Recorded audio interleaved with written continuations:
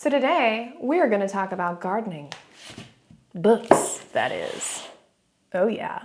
So today I'm going to talk to you about 3 books that I love in respect to gardening. I think that they're really useful for planning your garden and just for thinking about your garden throughout the year. So without further delay. Okay, so the first book is The Modern Cottage Garden by Greg Lodes. What's so precious about this is that I shared this on my March TBR. I didn't end up reading it completely, but he reached out to me on Instagram, which is so awesome. I love when authors do that. And this is just about how to develop a cottage garden, but the modern way, as it says.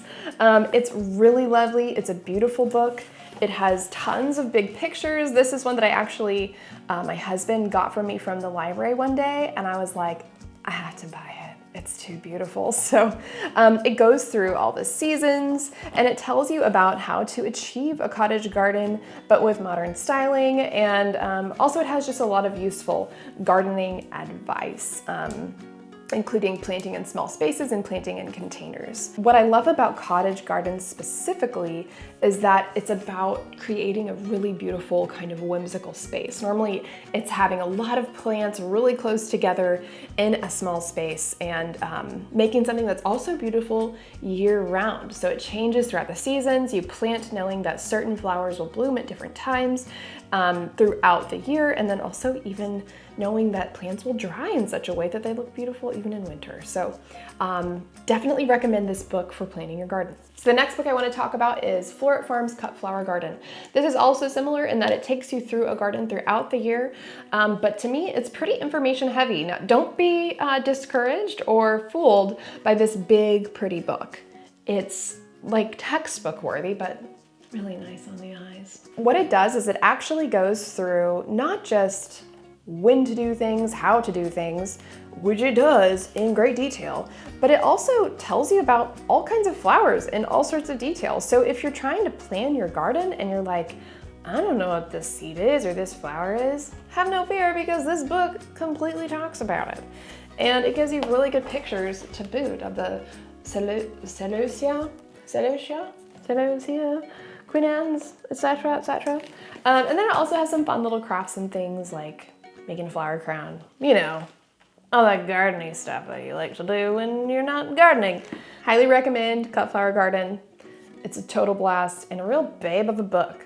I forgot to mention, it is written by Erin, Benzakein, and Julie Chai. The final book I want to share is kind of a wild card, but it is Martha Stewart's Gardening Month by Month.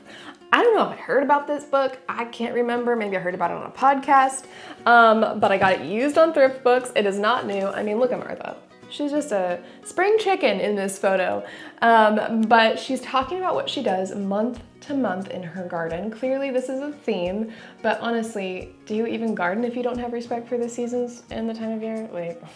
Please. Anyway, so what's cool about this book, one, there's this lovely little hand-drawn map of her estate in Connecticut. She goes through month by month, but my favorite thing, while it talks about flowers, it talks about how to plant things. It specifically talks about specific flowers. It has crafts, just like this other book, Floret Flower Garden.